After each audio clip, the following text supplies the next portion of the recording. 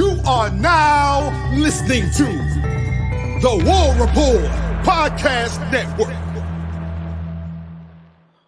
What is up, everybody? Welcome back to the College Loop Podcast, episode 128 of the College Loop Podcast. I'm Dylan Locke at @Tank on Twitter/X, whatever you want to say, it redirects. I'm here joined by Mr. Harrison Tarr. Tarr, how you doing, buddy? Basketball is back. I don't need to say anything else. You are not wrong. As we're recording this, before we're recording this, women's basketball is tipping off in an hour. Plenty of coverage on that on the Thursday show. But we are here to talk in a second about Auburn men's basketball because I am so happy that we have another big time sport to talk about outside of football for a little bit. But just to get right into football, Hugh Freeze had his press conference today to preview the Arkansas game that'll kick off at 3:00 p.m. on Saturday in Fayetteville, Arkansas, in Razorback Stadium. And it's going to be one of the games of all time. I don't know how this game got a 3:00 kick. This is back-to-back weeks, so I thought Auburn should have been an 11 a.m. like Locke. You know that Auburn wound up getting out this whole season with only one 11 a.m. kickoff. Which is wild. Absolutely bizarre. It helps playing like nationally ranked teams against some teams that you expect to. It's also helped that in every game except for LSU, Auburn's been competitive. Very true. That has played to its favor throughout the entire year. Yeah, and another team that's been a little bit competitive with some other teams is Arkansas. I mean, losing to Alabama by 3 points, beating Florida in overtime. I don't think Florida's that good of a team. And of course, Florida's not making a bowl game, anyways. Yeah, Florida's losing out. This is their most winnable game left on their schedule for the Florida Gators. But I actually don't think they're going to fire Napier. I've been hearing too much stuff about them not firing him. Yeah, I think they're going to hold on to him for one more. Yeah, no results next year. Then. But yeah, Hugh Freeze has come out, and Tara, I'll let you start off with some of your thoughts on this and to talk about and preview this game and just kind of talk about what he saw from the Vanderbilt game. Yeah, let's start by looking back at the Vanderbilt game. And Hugh Freeze kind of addressed the inconsistencies in the passing game. And I mean, at one point, Peyton Thorne hit a receiver right in the chest, and they took it to the house. Unfortunately, that receiver was wearing a black shirt, not a white shirt. And just kind of an up and down game for the Auburn offense, at least through the air. And actually, from the holistic standpoint. But Hugh Freeze said we were both frustrated, and we talked openly, just referring to him and Peyton Thorne. They never said that they need a certain volume of throws, that they're good football teams to finish the game. If you have stats, 12 for 19, 16 for 19, it's not about volume for them, and it's about executing what the plan is and executing it well. I thought that was really kind of interesting, and it really does show that Hugh Freeze is standing by Thorne. Once again, I'll be honest with you, Dylan. If Robbie Ashford took a snap on Saturday, I didn't see it. Not one. And he's really committing to the let's go with one guy kind of thing. I think it does play to your advantage. That stuck out to me. And then you look at talking about the offense as a whole. This is the direct quote. We played with confidence and swagger last week, and I'm certain that was referring to Mississippi State. Pretty good first half, got off to a fast start. We were optimistic about some of the explosive plays. Now it's referring to Vanderbilt. I felt good about our chances. We had some explosive plays, but it should have been more, and that's correct. The more we are successful at doing that, the more confidence, more swagger our kids play with.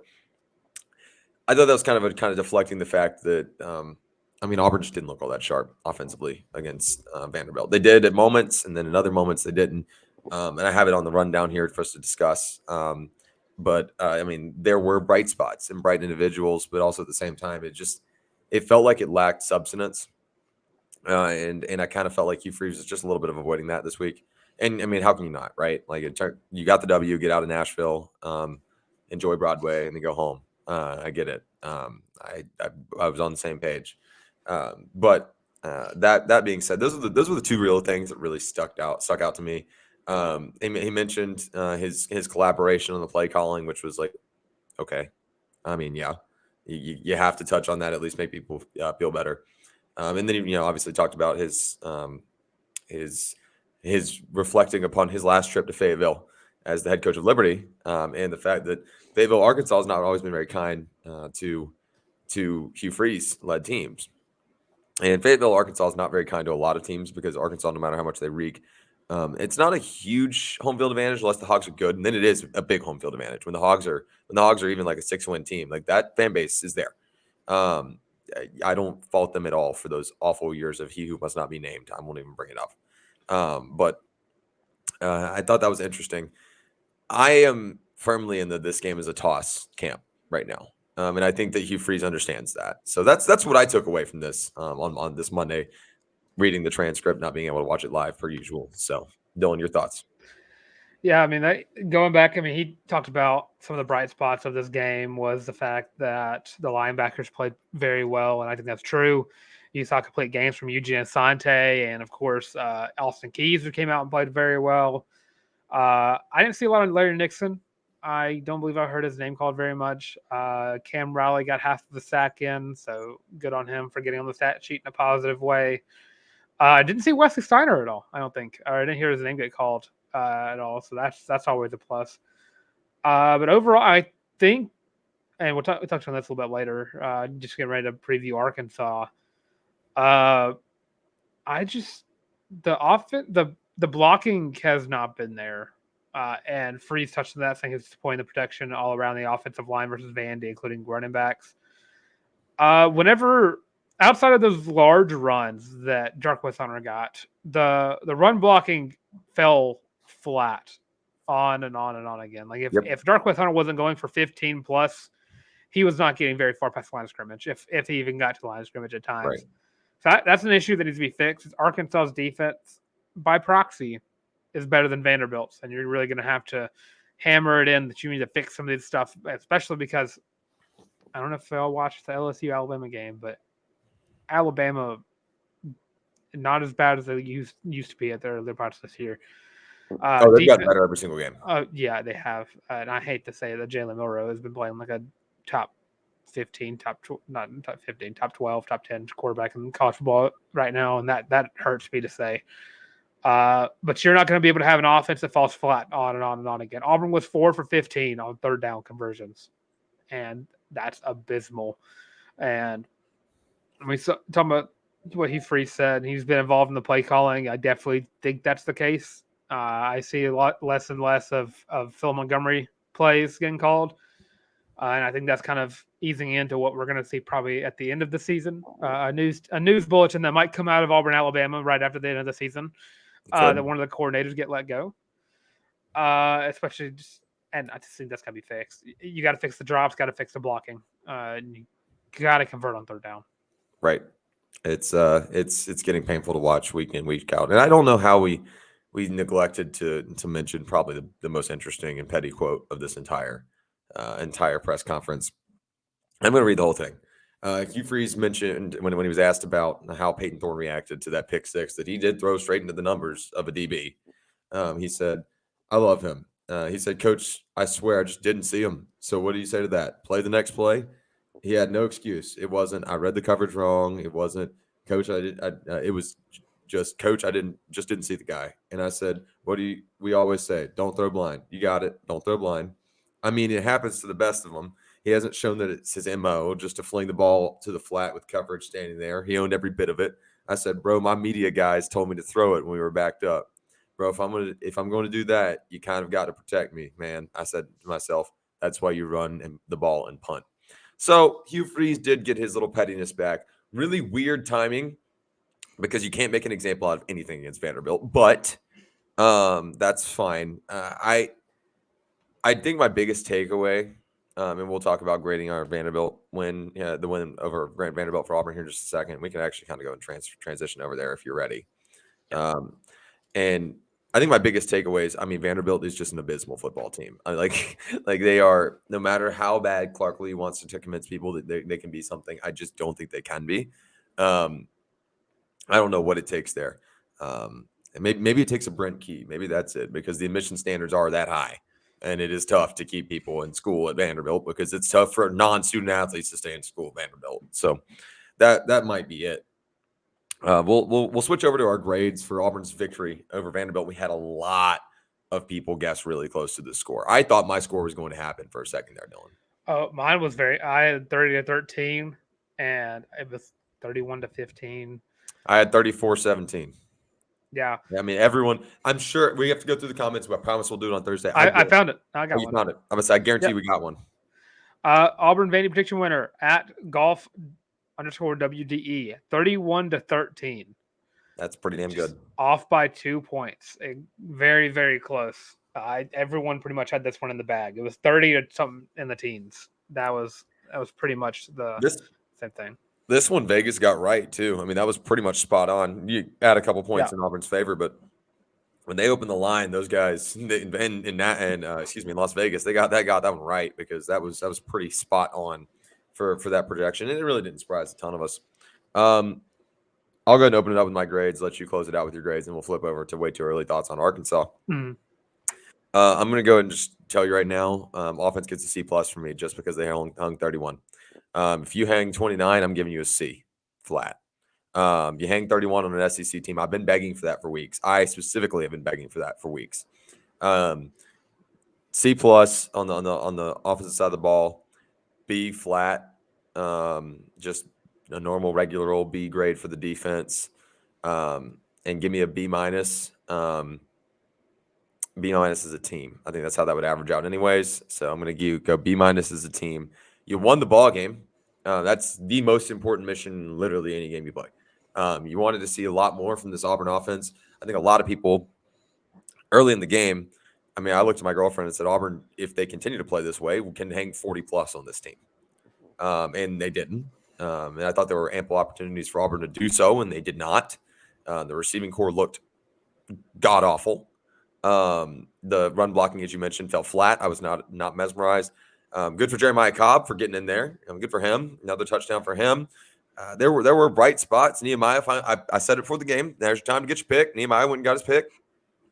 I was kind of impressed with how much of that game I kind of manifested, but it was also pretty much of a layup game to manifest. I really wish you would have manifested a little bit more points on the board. I straight up didn't think that this offense is going to score 40 on a single SEC team.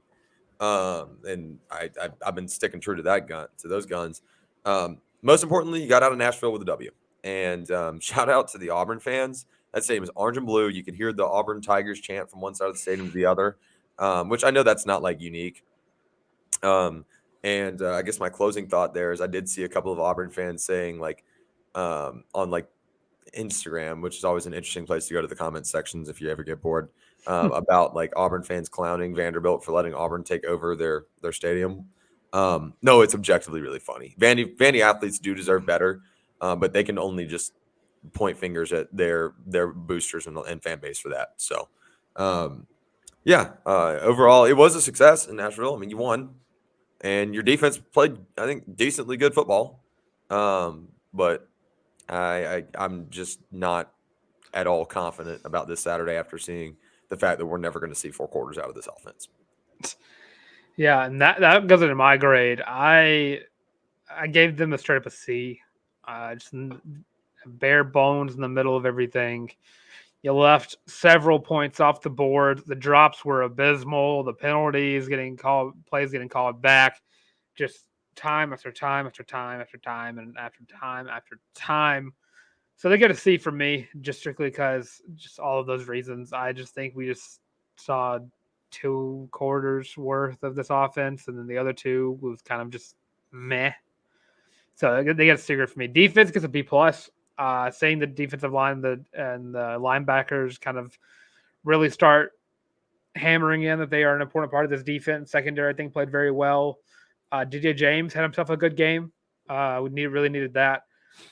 Explosive plays did come about, but not enough for them to get anywhere. I believe they only put up 10 points from the offense, or did they go for 2?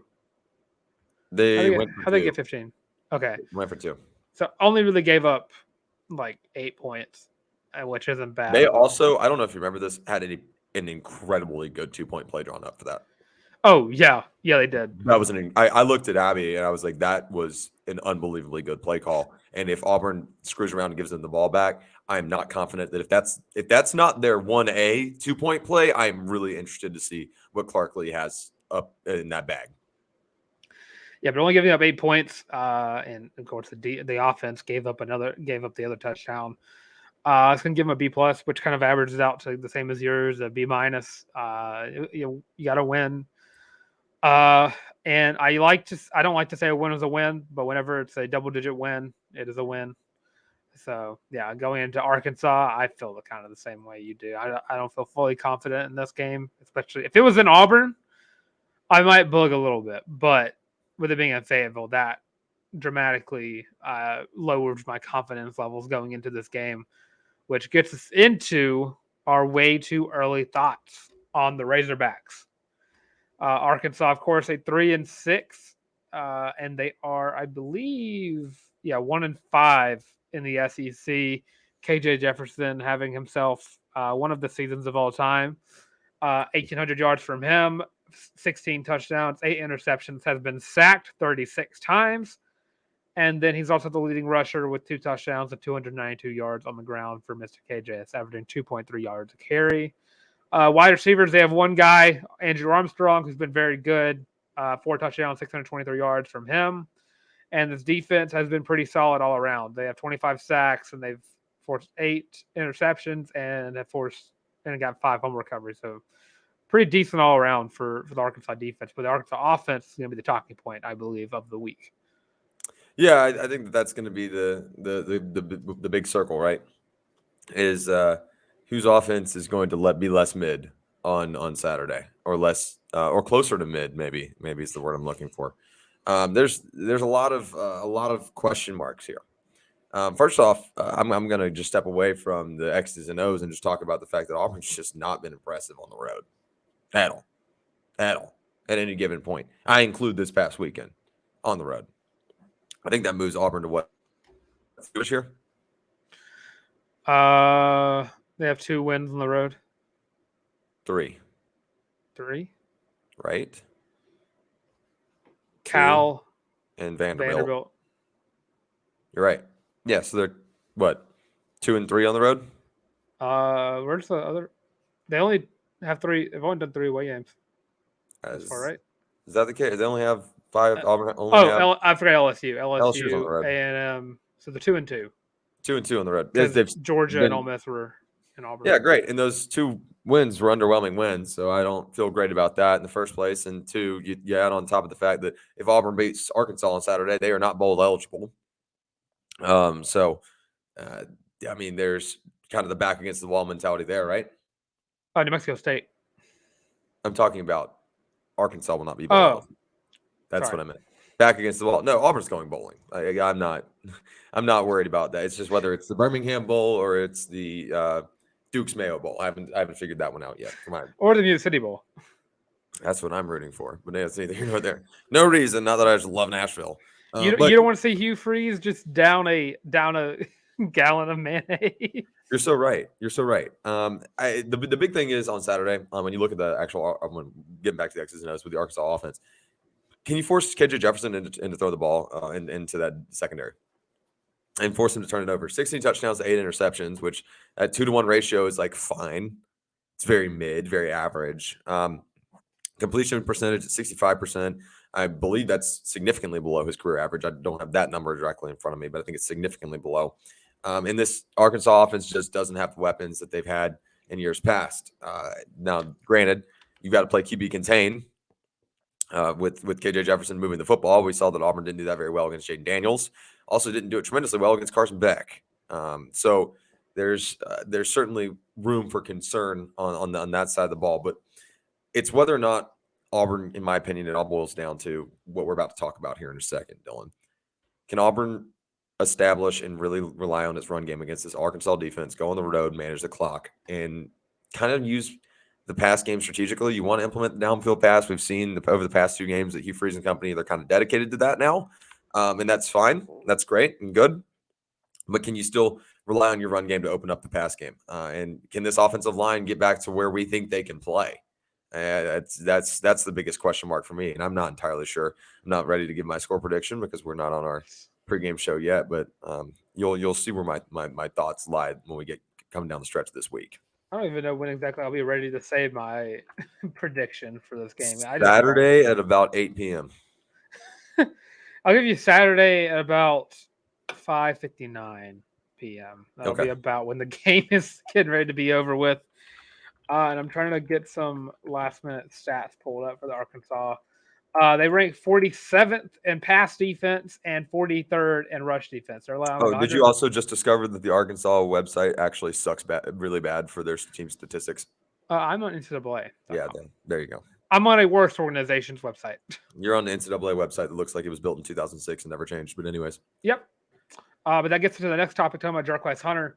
Arkansas is currently allowing 129 yards on the ground per game. And that is after they have played teams such as, let me pull up the thing, LSU, known for their ability to run the ball, A&M, Ole Miss, and Alabama, and Florida.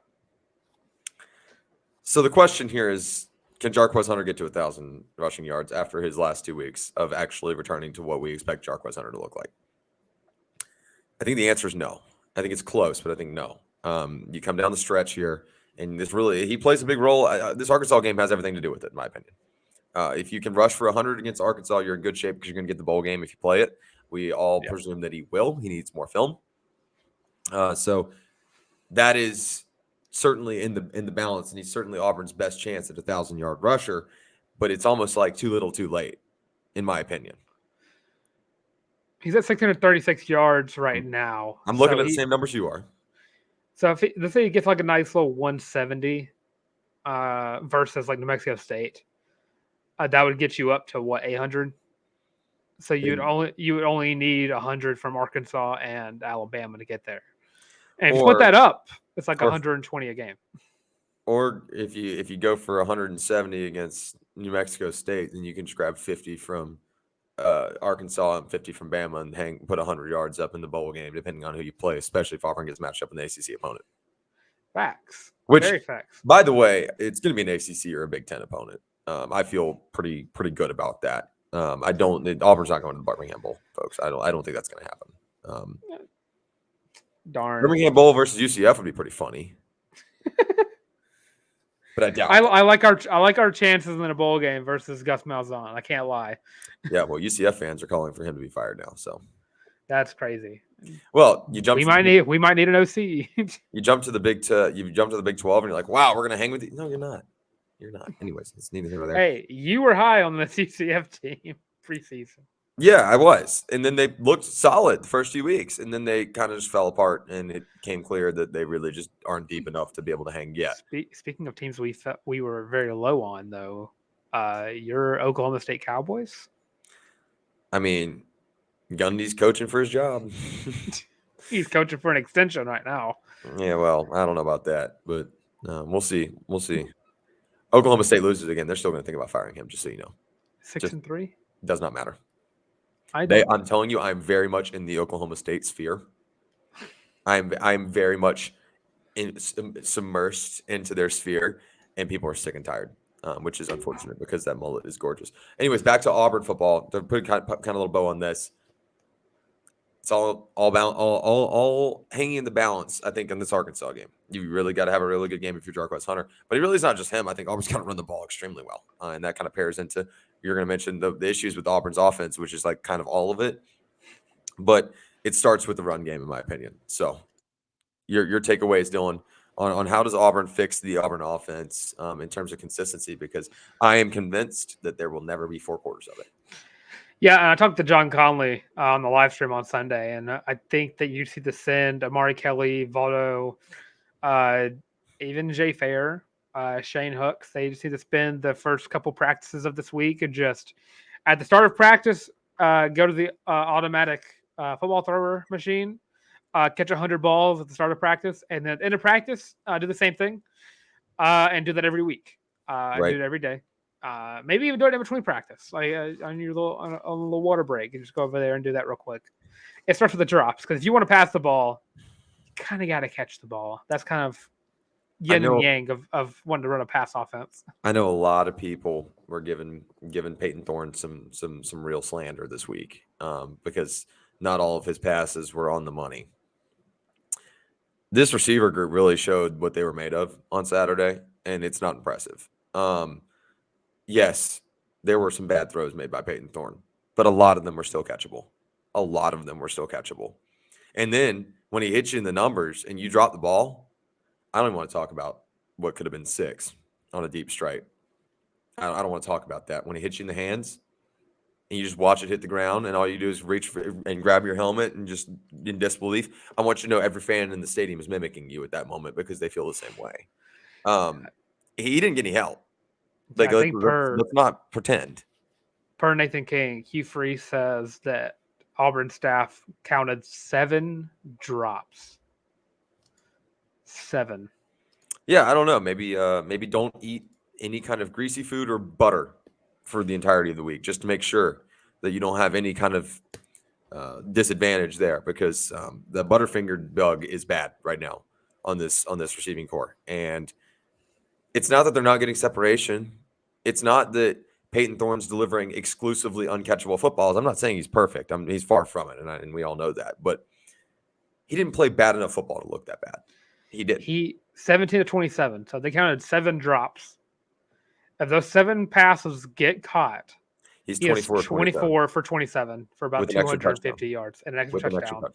I will say, I think one of the drops, I'd put more blame on Thorne for one of the drops, because he threw an absolute rocket straight to Damari Alston's chest. Not like a little shovel pass or a simple pass. He threw a rocket straight to Damari Alston. There were a couple that were behind the receiver, but if you get both hands on it, it's no longer your quarterback's fault. In my opinion. The Amari Kelly should have been 6 no matter what. And the Camden Brown thing, he just missed time in the jump. And you can't get that from a 50-50 ball receiver. That's something that's got to be fixed as well. It's inexcusable. Yeah. And this also needs to be fixed with the offensive line. I mean, you get a lot of props for what Connor Lew did. I think Connor Lew was amazing. But outside of Connor Lew, you can't run through the B gap with this team. The guards, the tackles just break down. You can't run around the end because the tackles just aren't getting the exterior blocks that you need to run the ball around the end. Brian Petit has been nowhere to be seen in this offense since like week 4, 5. Like, I've not heard Brian Petit's name that much, except whenever he finally gets a ball returned. Another issue that we can talk about, Alex McPherson, great kicker. Maybe let Chapman take the kickoffs. Oh yeah, not putting him in the end zone. He's just not. He's putting him out of bounds. Yeah. Like, dude, I that's another issue. But it comes down to, you just got to get back to practice, get right, get back to the fundamentals. Exactly. The things that's wrong with this Auburn offense can be fixed in like a week or 2. You just got to get your chemistry back up. You have Connor Lew now, so get with him. Learn how to block from Connor Lew, because right now this true freshman, is the best blocker on the team. And I don't know how to feel about that, but I like it. But also at the same sense, I'm also terrified because I just looking ahead a little bit, not completely. Dallas Turner for Alabama has been known to headshot some people, i.e. Jaden Daniels.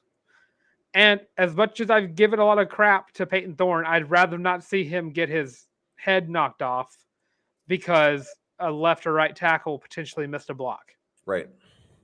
Can't be having that against Alabama. Right. Yeah, absolutely. You're 100% correct. That's it starts with getting back to the fundamentals. And right now, here you go, Dylan. You'll like this one. Right now, there's no need for this wide receiver room to get a flu shot because they can't catch a cold. So get that figured out ASAP, Rocky, and otherwise you're going to be in for some tough sledging and an ugly. It's going to be an ugly game against Arkansas, anyways. Let's not kid ourselves. An ugly game against Arkansas. A miserable experience of false hope against New Mexico State, and then an absolute wake-up call against Alabama. So it's not. Are we ready to boog on November 24th? Boog? Nope. Not yet. Nope, not yet. Not at all. Well, let's say Tarr. I understand all the negativity coming out about the Auburn football team. I completely understand it. I feel the same way. But do you know something not to be negative about? Auburn hoops.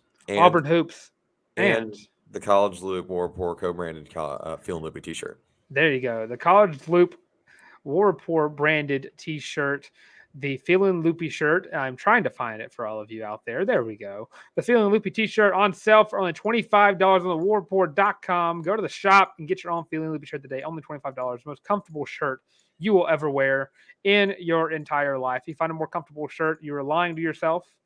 So go get your own Feelin' Loopy shirt today. And when you do, put it up on Twitter with the hashtag Feelin' Loopy, because then we'll see it. Also tag us in it, and we'll very much see it then. And you get a nice little shout out. I know of now 3 people that were still waiting. I know James Barnett doesn't have a Twitter, but if he can DM it to us on Facebook. Exactly. Just DM it to us on Facebook. We'll see it. Also got Or Instagram. email it to us at thecollegeloop1. That's fine. At gmail.com. I'm not joking. If you want to, go ahead. With this hashtag still. But also know Mr. John Conley has his shirt, and a friend of mine from high school, Mr. Claiborne, also has his. So love to see all around. We could have 3 shout outs in the same show. That's right. Let's see them. But yeah, sorry, you're right. It is officially basketball season. As of today, it is time for men's basketball. Women's basketball, again, we will be talking about on Thursday because we are recording this an hour before their game tips off. But, of course, Aiden Holloway, Denver Jones, Cheney Johnson, Chad Baker-Mazara, Janai Broom, Jay Will, Katie Johnson, Leor Berman, Bruce Pearl, they are back for games that we are allowed to talk about out loud and can watch them from our own homes. The comfort of your own home. Auburn basketball is taking on number 20 Baylor tonight as this show's coming out. And where would they be squaring off? Nowhere else other than North Dakota. So that's super cool. Apparently the stadium's in the shape of a pentagon. I saw that earlier today. Thank you, Justin Ferguson. I want to take a minute. We know a lot about this Auburn team. Let's take a look at this Baylor team for a second here and just discuss why people are so high on them coming into this year. First off, Baylor over the course of the past half decade or so has really been one of the forces to be reckoned with in college basketball. And they've become one of those really actually Auburn-esque standards in terms of, obviously Baylor did compete for a national championship, ultimately got hardware, but they have been kind of the rise of Baylor basketball or the return and resurgence of Baylor basketball. This year alone, they've got 4 newcomers to the team that people are super, super high on. And it begins with Jacoby Walker, the shooting guard out of Branson, Missouri, the 5-star 98 composite per 24/7. And he's standing at 6'5", 180. He's a problem. He's not your one guard. He's not necessarily the ball handler or facilitator, but he is a knockdown shooter, 3-level scorer. Then you roll over to Myra Little, the point guard out of Wichita, Kansas, who's only just a 4-star 94 composite.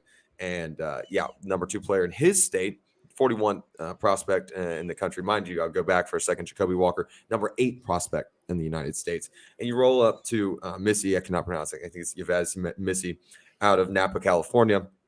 The 6'10" center, only a 94 composite, only the 42nd player in the class. And then you bring in Giannis Ninjaga from New Mexico Military Institute out of Roswell, New Mexico, playing power forward. He's standing at 6'8" and one of the higher rated transfers in the country.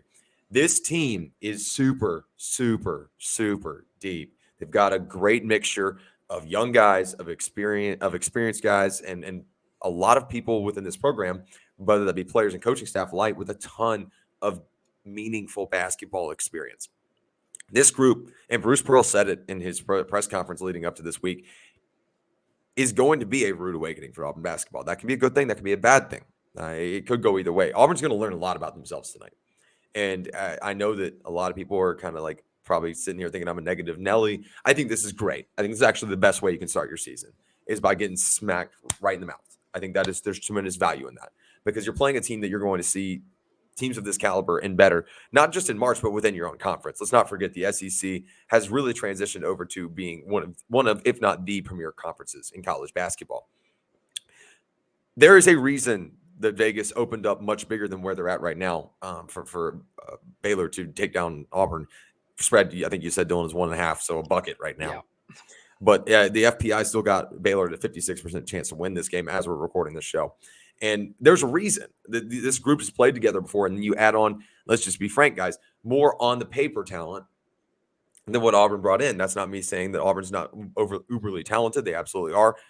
Aiden Holloway is going to be absolutely special. We know what Janai Broom can do, and you listed off the rest of the guys. Denver Jones, we think, is going to be as advertised.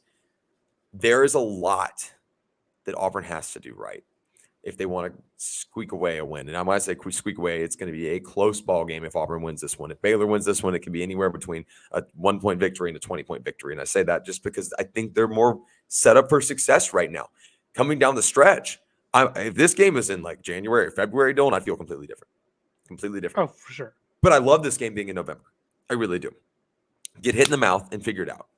The huge opportunity. Now, Dylan, my question to you is, how does it play into Auburn's favor knowing that you'll have Janai Broom and Aiden Holloway both healthy for this game? Now, Aiden Holloway and Janai both will be watched like a hawk because it is still too early to be playing guys on injury. It's way too early. I said still, as if the season's even started. It's way too early to be playing guys on injury. But how big of an impact can those guys make in terms of closing out perimeter shooting that's going to be good on this Baylor team and stopping three-level scores? Oh, I mean, Janai Broom is one of the best players in the country for a reason, and having him is going to be very beneficial if he's not even 80%, limit his minutes. I think we saw enough from Dylan Cardwell, be it the exhibition game, to where I want this to be the game where Dylan Cardwell can prove to us that he is trustworthy enough as the backup five. That's been probably the most difficult position for Auburn to really recruit to this team, is a secondary five to get whoever's starting off the floor as much. We saw the last year with Janai Broom and Dylan Cardwell. We saw that 3 years ago now. 2 years ago, Walker Kessler and Dylan Cardwell, and so on and so forth. So you just kind of find a way to make sure that Janai Broom gets out of this game, because no matter what happens, if you find a way to upset Baylor, it's a quad one win, I believe. And if you end up losing but you stayed close to Baylor, it's a quad one loss. And so either way, I don't think it's a bad win or I don't think it's a bad loss. I think it's more of it'd be a great win if Auburn can pull it out. But if you get both Janai and Aiden, I think you have the defense. I think you have the offense to keep yourselves in this game for a good chunk of the 40 minutes. I agree. And here's the reality of things, folks. Do not overreact if Auburn loses this game this evening. And as a matter of fact, here in a moment, I'm going to pick them to lose this evening. And that's not because I'm not, booging or whatever you want to say. It's just because this team's not played a ton of basketball together. But there's a couple things and a couple of, I think, legitimate reasons that I have to believe that Auburn can really hang in this one and sneak out with a win. And let me make sure it's crystal clear. It hurts you way less if you lose this game than it would help you if you win, if that makes sense. I think that this is one of those low risk, high reward opportunities that you get in college. And that's the beauty of college basketball, is that you have these early, if you schedule a tough slate, you have these early opportunities to be ready for the toughest conference play in the country, period, in point blank period. And what's going to be a congested SEC with Kentucky, Tennessee, Arkansas, Alabama's probably not going to be in the mix this year. You guys can be thankful about that. But Texas A&M and Buzz Williams, we don't know what Mike White's cooking over at Georgia. He's received the commitment of 2 5-stars in the past month. I mean, and then who knows what Florida's going to look like? You never know with Golden and the Bruce Pearl lineage. But still, this game right here, the silver lining is that you get the opportunity for these guys to mesh together against high-level opponents. And if you're looking for a reason to have some health, it's not health, but hope. You should always be looking for a reason to have health. But if you're looking for a reason to have some hope, this team did beat the ever-living shit out of Furman in a top-secret scrimmage. I know that there are some of you guys that are sitting there going, well, yeah, it's Furman. Let's not forget this is the same Furman team that shocked the entire world in the NCAA tournament last year by taking down Virginia. This is the same Furman team that is a perennial powerhouse in the SoCon, which is not a joke in basketball. Might I remind you of Mercer upsetting Duke? This is not a win to sneeze at. And I know it's a preseason, you get different minutes, whatever. But if they're playing like that against opponents that are going to be in the March Madness tournament, are going to be automatic bid receivers, you should feel pretty good about Auburn's chances to hang with a premier opponent on a neutral site. You never know. That being said, let's go and give our score predictions. Dylan, I'll let you go first. Yeah, so I remember, I think one of the first times we actually did a prediction, like a score prediction for a game. It was our basketball game. And I maybe bugged a little too much for even know what the word bug meant. And I remember you kind of called me out on that because I think I picked Auburn to win a game like 80 something to 70. And then you slapped me in the face and told me that Auburn wasn't going to put up 80. Almost never. So I've been thinking about it, and I really want to pick Auburn to win, but I just don't think they can. I don't think. Not that I think they can. I don't think they will. But give me Baylor 72, Auburn. Let's go 64. You would take my almost exactly my score. I'll have to flex mine a little bit. I was gonna go 72-61. I like 71-60. Baylor. I do think that this is a double-digit win for Baylor. That still counts. That's close enough that is a quad one loss. And yes, we are counting quad one wins and losses in November because that is what contenders do, and that's where you're at under Bruce Pearl. That being said, Auburn can mess around and shoot well from three from the perimeter. If Aiden has a good game, if Trey has a good game, if Denver has a good game, hangs 80 points and wins this ball game. You hang 80, I think you win. It just depends on how much Baylor's able to score at will. Because, I mean, look, no matter how good your defense is, this is one of the premier three-level scoring teams in college basketball. I think 20 is criminally underrating Baylor. I really do. I had them in my top 15 this year. So, I mean, how much does playing in the mountains affect the altitude needed to make a three-pointer?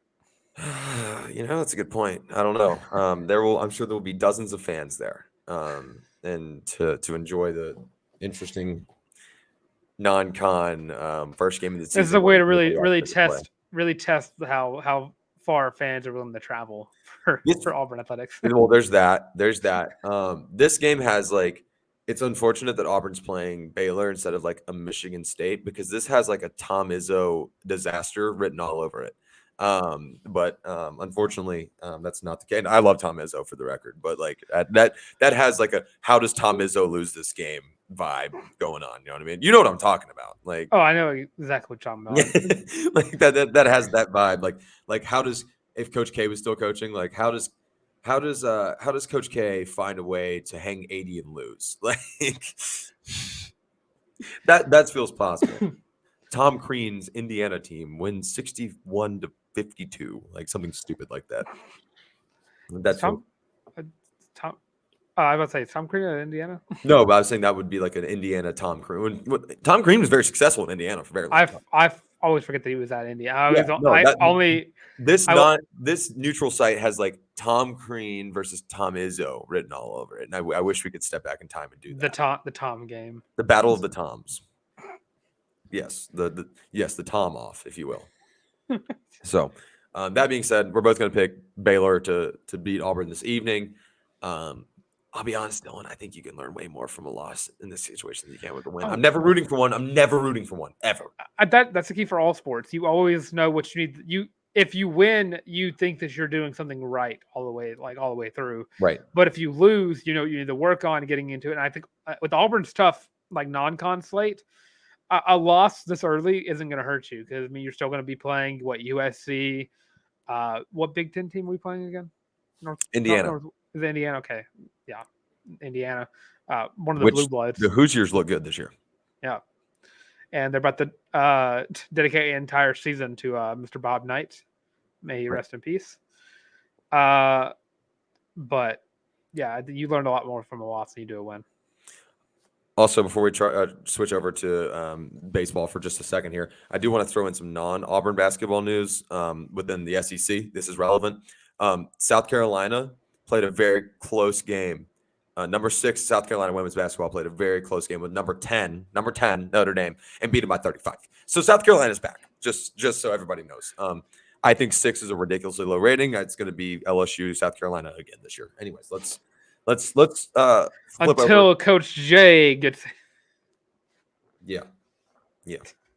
Let's flip over real quick and talk a little bit about how this is now a Chicago Cubs hate podcast. I have no idea what this. I know David Ross says, but I don't know. I'll let you. Yeah, I'm going to cook for a second here. So today, the Chicago Cubs mutually parted ways with David Ross. And I am a little bit baffled at the fact that they decided David Ross was the problem when they were 1 win away from getting a wild card bid, and they've had quite literally players that are not much better than Dylan and I for the past 2 years. I understand that you fall short. This is the first year that he's had a competent roster. The first year you go out and go get a guy like a Dansby Swanson to bolster that roster. David Ross is not a bad manager, and he should receive another opportunity in Major League Baseball. I also want to remind the Cubs organization that this is what happens. The backlash you're receiving from your fans and the tremendous amount of people that are telling you that this was just not the problem. This is what happens when you hire a guy that helped you win your first World Series in over 100 years. This is why you don't hire people that you can't fire. And that is a textbook definition. It's like when a head coach gets a job at their alma mater, right? In college football, to put it in football terms, and you can't fire the SOB because people love him. People love David Ross for a reason. He got a lot out of this Cubs team that was not that good. I had the Cubs finishing fourth in the Central this year. Third would have not shocked me.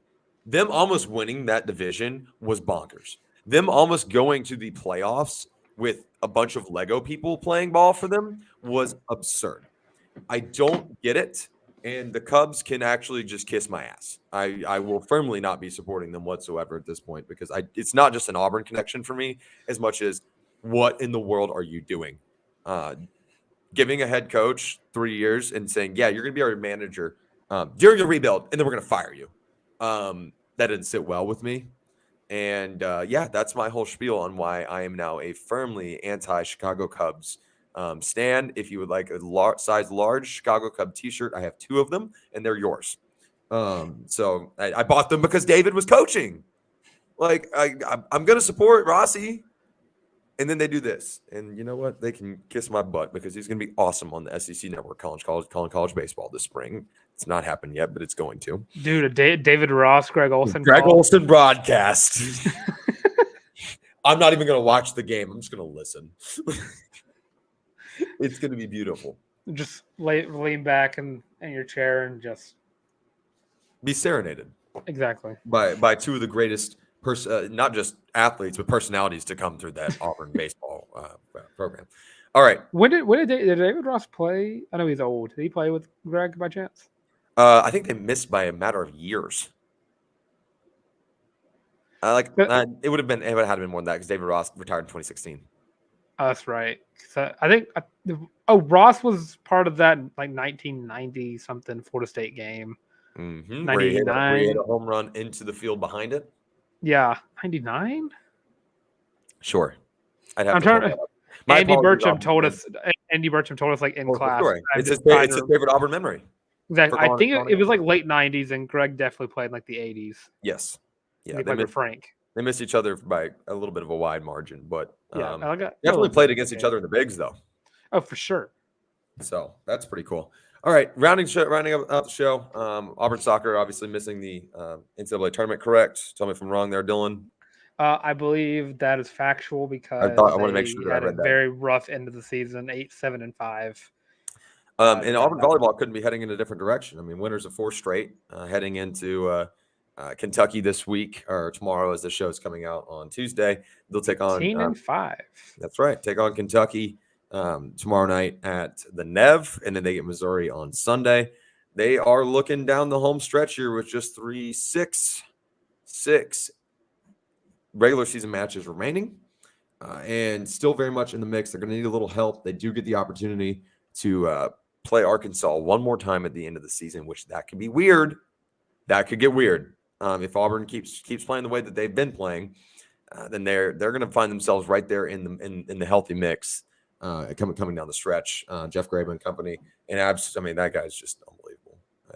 I've been nothing short of blown away by how much of success the resurgence of this program has been. Graber? Not Graber, excuse me. I'm sorry, Brent Crouch. Which listen, gymnastics is coming up. Listen, it's not like entirely out of the picture. I will put it here. Auburn currently January 12th. Brent Crouch in Auburn volleyball. My apologies. Sorry, guys. I was thinking of goated coaches on Auburn's campus. Just being honest. 2 of the better coaches on Auburn's campus.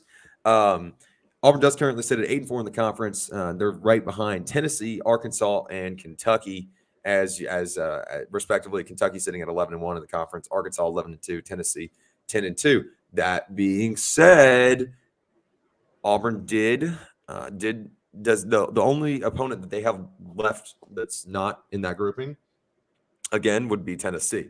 So if they get a little bit of help and play the way they've been playing coming down the stretch, I mean, Auburn's right there in the mix. I don't know that it's in the cards. I don't think it's mathematically probable. I think it's hardly mathematically possible. But for them to be in this kind of contention already is spectacular, and I would be shocked if within the next couple of years we don't see Auburn hang a banner for an SEC championship at Neville Arena for volleyball. And it's going to be awesome. So again, Auburn volleyball plays against Kentucky tonight at 6:30. So if you're free at 6:30 tonight, go support your tomorrow. Auburn. It's Wednesday. They play Kentucky on Wednesday. Tomorrow. If you're free tomorrow at 6:30, go to Neville Arena and check out your Auburn Tigers volleyball team. And of course, if you're free on November 19th, you can also go check them out at 2:00 p.m. Against LSU. And of course, November 22nd, the week of the Iron Bowl, they'll be playing Alabama in Neville Arena. So if you want to get your Haterade all out and about, you can watch the Auburn volleyball take down Alabama. I'd also like to mention that the theme of that game is thankful to be an Auburn Tiger. Because it would suck to be whatever a Tide is. That's right. Whatever a Crimson Tide is. That's all we have for the College Loop podcast today. If you guys have not already purchased your Feeling Loopy t-shirt, make sure to go to thewarreport.com. You can grab that link in any of our descriptions for any of our shows. Pick up your very own College Loop War Report co-branded t-shirt. Feeling Loopy, most comfortable shirt you'll ever own. Use hashtag Feeling Loopy on the Bird app whenever you purchase it. If you do not have the Bird app, not a problem. Send it to us on Facebook or email it to us if you feel so inclined. That's just at thecollegeloop1@gmail.com. We'll be happy to include that on our next stream. I'm Harrison Tarr at by Harrison Tarr on the Bird app if you want to come hang out with me. But more importantly, if you want to come hang out with the show, check us out at the College Loop. But before you do that, don't give you the rundown on where to find us everywhere. Make sure you hit like, subscribe, and ring the bell on the YouTube. Let me give my YouTube spiel real quick. Let me just tell everybody to hit like, subscribe, ring the bell, drop your comments. If you want to go and start dropping your Arkansas Auburn scores, go right ahead. Give us your Arkansas Baylor scores. That's something we can discuss. I think we'll probably wind up doing something very similar about closest to the score contest, as we have done to this point. Give us your feedback on if you're watching the show for whatever reason during or after the Auburn Baylor game, what your thoughts are. We'll address those best takes and worst takes on Thursday's show. And we'll make sure we break that down as we get to watch the Auburn Tigers at the same time you guys do. Thank you guys for your continual support. The number one way you can support the show is to subscribe here on YouTube.